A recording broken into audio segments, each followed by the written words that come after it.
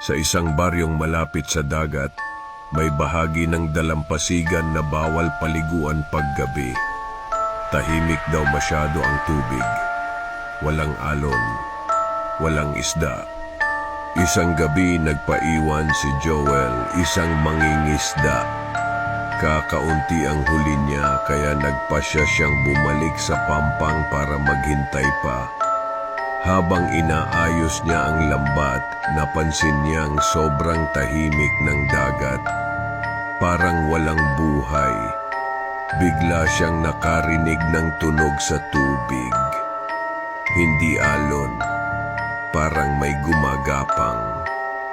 "May tao ba dyan?" Sigaw niya.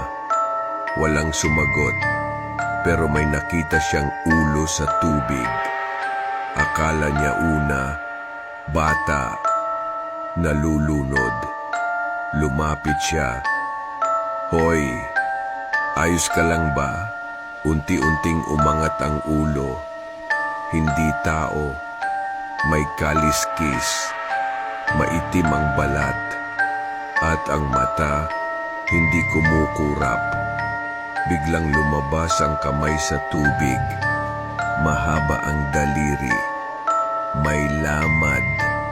Syokoy. Hindi makatakbo si Joel. Parang hinihila siya ng hangin papunta sa dagat. Sa paligid niya may lumitaw pang mga ulo sa tubig.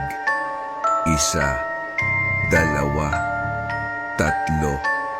Tahimik silang nakatingin. Parang naghihintay. Biglang naalala ni Joel ang sabi ng matatanda. Kapag may syokoy, huwag mong linggunin ang dagat. Umalis ka agad. Pumikit siya. Tumakbo.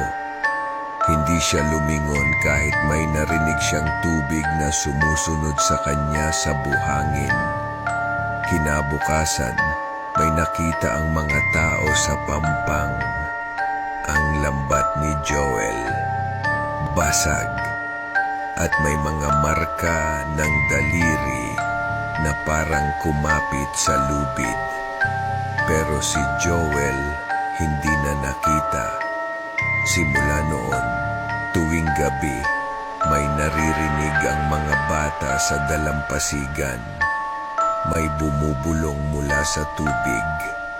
Mahina, paos, parang tinatawag ang pangalan nila.